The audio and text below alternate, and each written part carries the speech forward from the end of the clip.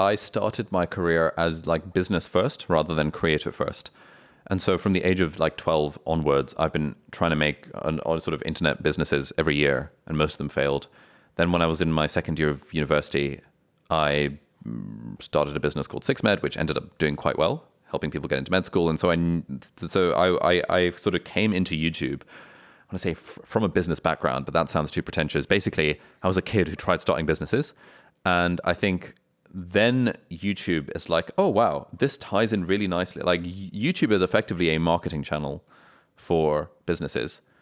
But the nice thing about YouTube is that it itself makes money through AdSense, sponsorships, and affiliates. Yeah.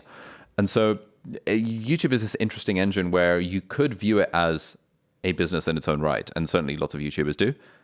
Or you could view it as a marketing device for downstream businesses, which also lots of YouTubers do. Or you can view it as both.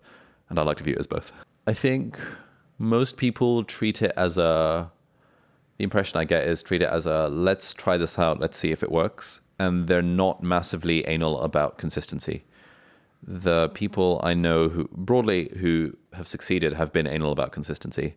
And there are some people that have succeeded despite not being consistent. But I think in general, if you want to take YouTube seriously, you have to be consistent and upload at least once a week, because the platform does value quantity. I mean, the way that I treated it like a business, like I think it was different than for most people, because I already had a business. And so YouTube was a content marketing driver for sales for that main business. And so even if I had like 100 views, if those 100 views were from the right sort of people, i.e. people applying to medical school in the UK, preferably at like Oxford, Cambridge, or Imperial or UCL, which were using the BMAT exam for reference, those were the sorts of people I wanted watching the videos.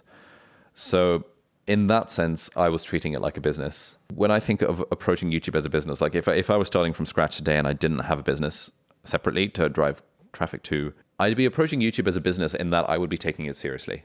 Like I wouldn't be treating it like a hobby. A hobby is like what I do with my guitar, where I noodle once a week, if that, and like not really care about learning new stuff, not really care about improving. I think treating something like a business is treating it like a professional, taking it more seriously, showing up every week, regardless of how you feel about it. Hey guys, thank you so much for watching. I really hope you enjoyed that clip. And if you did, you can click over here to watch the full unedited version of that episode. I'd also love if you'd consider subscribing to watch more content like this, and I'll hopefully see you in the next one. Bye guys.